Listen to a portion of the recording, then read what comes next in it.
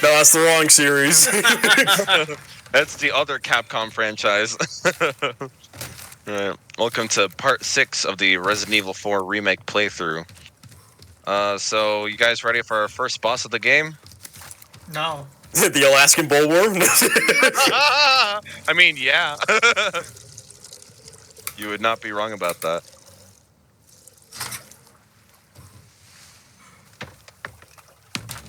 Alright. Let's go. I feel like you would have done a few more pulls to turn that on. That engine does not look brand new.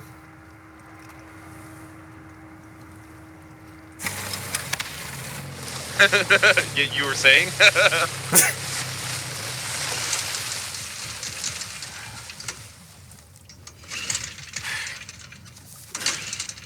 See, in the remake, the boat actually breaks down instead of the original, where you just kept on going, and then the boss fight just kind of started like that.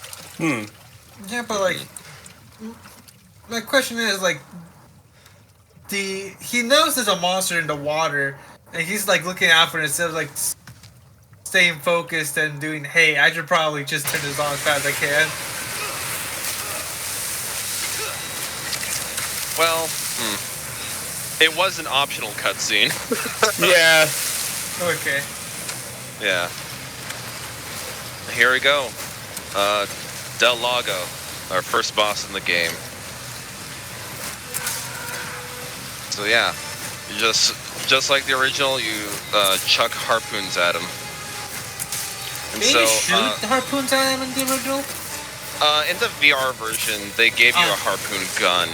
Yeah, because they figured for it being a boss fight, it'd be easier for you to just fire at it than try to throw at it and I know, that would have been fun. Yeah, trying to throw something at it and then chucking one of your VR controllers into your TV or something. No, yeah, but that's half the fun. No, it's not. I've seen horror flicks of people and them crashing. I don't know horror clips of people just playing on VR that they break their fucking fish tank in real life. I mean, that's just a skill issue. It's usually like the older people who don't really quite understand how VR works and stuff, and so they'll try like moving around in their real space, and then they'll just fucking like fall and crash into a brick wall or something in their house. See, this is the one time I would agree with Carlos. Yes, it is a skill issue. Unfortunately, this skill issue is deadly. Deadly? Maybe costly, but not deadly. It's the same thing. Same thing. Yeah. Fucking. You seen gas prices? Have you seen gas prices? But yeah. One of the many things that they fix in this boss fight, because in the original, you could actually get knocked out of the boat, and then you'd have to spam the button to get back into the boat, but it would cost at your own health as well. In the remake, they give the boat its actual health bar, and you you aren't actually knocked out of the boat this time, ergo you're not wasting your own health resources on it. That's kind of nice. Yeah, it's a very nice change, actually.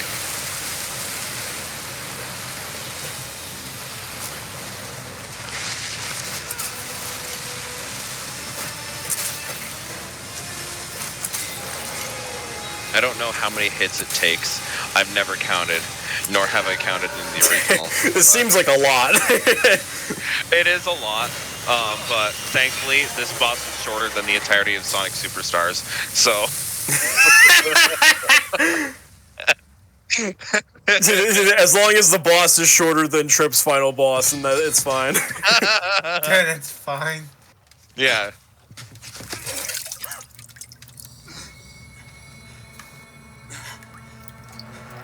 You did not struggle with that boss fight, like, at all.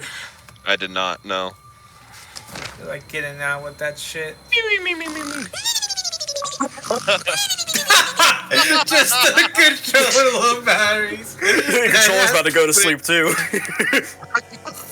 Yeah, no, Leon could feel the batteries were losing their power, so he out, and then the controller died. It's all connected. Mm-hmm. A very small change. They had Leon pass out in the boat in the remake, whereas in the original he made it to the other side of the lake and then passed out. Small change. To share in my holy blessing forever.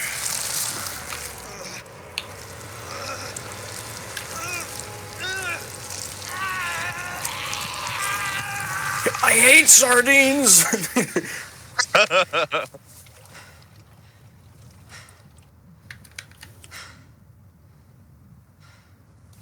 Yeah, the plaga inside of him is starting to take a hold of his mind right now. Not that it has any bearing on gameplay. It really doesn't. And, you know, that's something I'm glad purely for. plot purposes. It's purely plot purposes, yeah. Because, I don't know, maybe it was like back in the time when this was released. Like, they have plots, things like that, where you're possessed or something, but it has no bearing on gameplay whatsoever. So, but Well, I'd much rather... I honestly prefer that than having to deal with some stupid fucking gimmick. hours. Are you all right? Yeah. You know, like how Sonic was corrupted by the cyber shit in Frontiers. Still looking for whatever. Had no bearing on the gameplay whatsoever. But you know what? It's whatever. Roost out. I don't want my high-speed platform to be interrupted by a gimmick. I'd rather have Sonic Team do it. Oh. Chapter 4.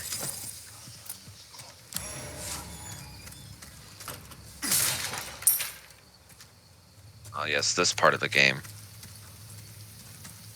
So, yeah, it's now nighttime. You've been you've been unconscious for a couple of hours now. It's now nighttime. It should be stressed that the entire plot of Resident Evil 4 takes place in a singular day. So, the only sort of like time continuance that you ever see in this game is the moment that Leon gets knocked unconscious. So a couple hours have passed and now it's nighttime. Oh yeah, and because it's nighttime, we're introduced to these enemies. The parasites.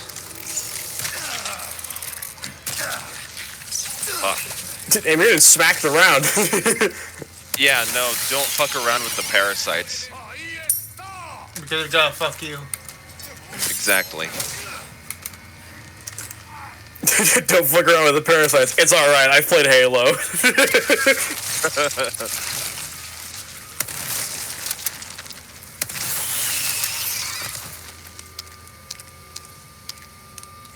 Yeah, so, the Plagas, basically all the villagers are infected with that thing. It's just like they don't come out until it's nighttime because they hate the sunlight. Yeah, so actually the few, that new type of enemy that's in the remake that we saw earlier in the game, the one, you know, the very first enemy in the game, that's like a fourth type where it's like a in-between state of villager and Plagas transformation. Yeah, basically, then the full. I don't know. I don't remember where I was going with this actually. Same mark from the church. Yeah, essentially, you can think of those ones as like it was the Plaga finally taking over, but it couldn't exactly burst out because it was daylight.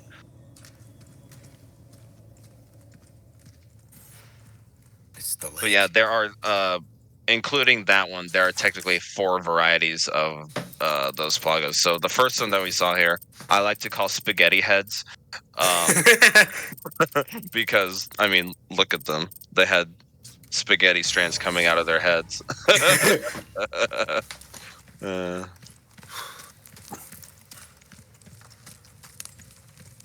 Yeah, this part of the game in the original, it was the same as like trying to find the key to the church where Ashley is in right now. But it was like it happened very quickly. I do remember like the first 2 bosses almost kind of being back to back actually. Almost. It is still kind of like that in this game as well, but they added a lot more things to do here, because this part is where they attempt to do an open world thing. So they give you full access to the lake now, and you can you're supposed to be searching for the key in various corners of the lake here. Yeah. In the original, you could go back and travel across the lake. There wasn't really anything to find. There was just an optional merchant area, but it was optional. Yeah. There wasn't really a true incentive to go back and travel the previous level design that you were at, unless, I don't know, you want it. You just feel like it. Honestly, yeah, because it is in that part in the original you are like guided to go this certain way, because that's where you find the church key. I don't know why you'd practically want to go back across the lake and just backtrack. There are still enemies there, and you can get introduced to the dog enemies sooner than you can in the original like that, but not really any practical point. You'd be back at the church for sure, but you wouldn't have the key, so not a real reason to go back through the lake. That's why I like this game, for giving us this lake area a whole almost kind of open world. Maybe they're testing the water. That's good work. Maybe? Question mark. There are rumors that Resident Evil 9 is going to go open world, so maybe they're testing what they could do with that, with this section here. Maybe. It just becomes like a fucking monster. They're just like, we're just gonna put Monster Hunter in Resident Evil 4. So our open world franchise Monster Hunter, yeah? Let's do that. Not a completely open world, but like open world enough. I mean, I haven't played Monster Hunter for myself. How it works is like there's at least for the two games I played, which was like World and Rise, it's like you get specific environments. Like there's obviously the snow one, the jungle one, and the desert one, and it's a fairly decent sized map, and you just go hunt down the monster in that area. You actually hunt it down. So it's kind of and like sometimes while you're fighting like the big monster, it might also like run away, and so now you have to like go chasing after it and find out where it ran off to. I see. Okay. But the worlds aren't connected. It's like their own. So like Sonic Frontiers open zone. Yeah, pretty much. Yeah, kind of like that. Yeah, kind of like that. Yeah, you have a really big map that you can kind of explore and walk around it, but they're not connected as one massive world that you can just go wherever you want, whenever you feel like. Yeah. Gotcha. That might work better for a Resident Evil context if they do decide to do that for RE9. Yeah, which is that they fucking like straight up put the giant monsters as well. Just giant zombie monsters. I mean, I wouldn't put it past them. RE has had a lot of giant monsters in this franchise. Yeah, look at the Alaskan bullworm. Exactly.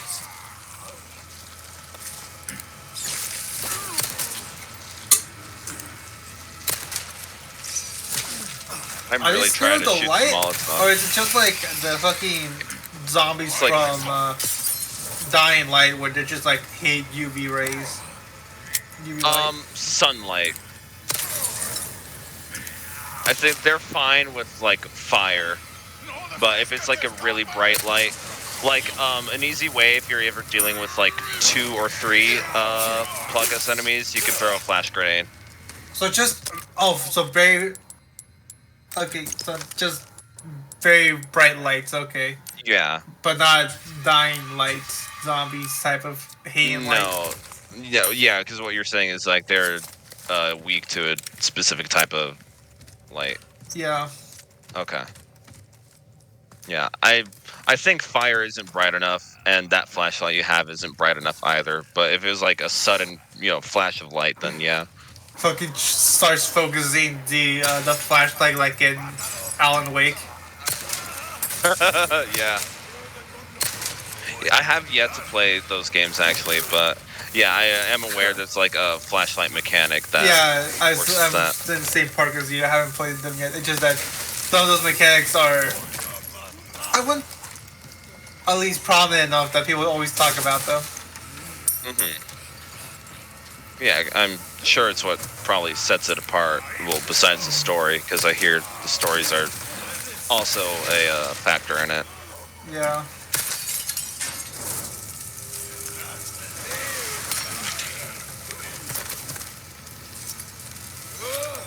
Yeah. In this game, and I also believe the RE2 and 3 remakes, like the flashlight is just an automatic thing. There's no on or off button for it. If like you go in a designated dark area, the flashlight just automatically turns on. Oh yeah, just like right there where it's like on, even though you didn't have it out.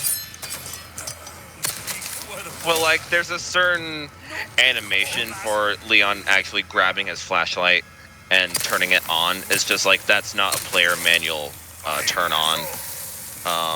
It's not like a button you press in order to activate it. It just kind of happens on its own. Right. Yeah. Or as opposed to Last of Us, actually, that one has a dedicated flashlight button. I don't remember if that was important for gameplay at all. Well, actually, I do remember one time I accidentally turned it on and the enemy saw me. And it wasn't in a dark area, it was outside. You fucking waited, and that guy was so patient with you. It's like, do I throw it now? No? Okay. Because, yeah, if I can shoot the fucking dynamite sticks and the Molotovs out of their hands, then I'll do it. Oh, yeah. Remember the yellow paint of this game? Oh, yeah, we were talking about that. Yeah, and this is the area I was thinking of when I said there's like one area where they have the yellow paint and the designated puzzle layout. So there are 3 symbols around the place. See, man, who did that? What do you think of when you see this image?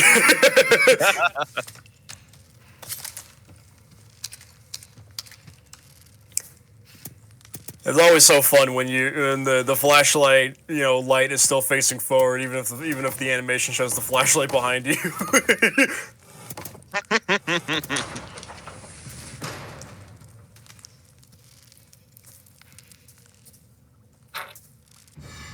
Apostate head. That was a real corpse. It probably was. It was probably Ashley. At least she wasn't Freddy Fazbear. Because when you get caught by Freddy Five Bears, Freddy Five Bear. it's some stupid fucking brain rot meme or whatever, but.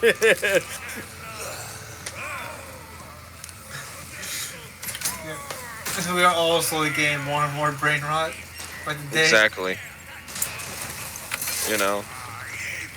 You're just not goated with the sauce, No. Boots with the fur, No, you're wrong. It's goated with the swouse.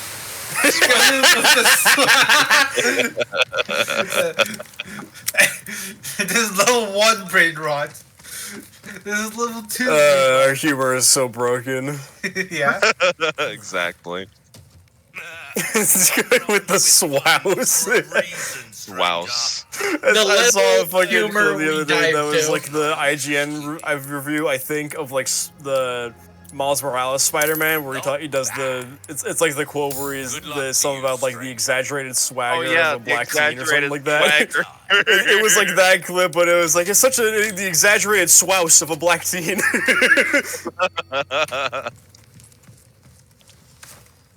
I think the funny thing is that's not even where I got the joke from. Where'd you get it from? Carlos should know. I got it from a fucking Russian Badger video. Oh. Because he made that joke on I think it was a Counter-Strike video.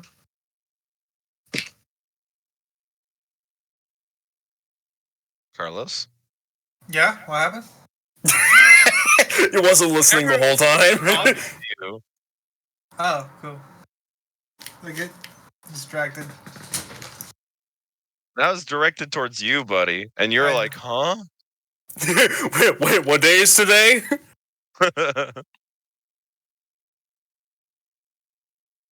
What was the prompt? What was the prompt? Cameron. Huh? Oh my fucking god. Nobody's fucking listening to each other. Everyone's having brain rot. Oh my god. That's actually toxic. See, Holy but I'm shit. always on brain rot mode. We have digressed as a society. Absolutely.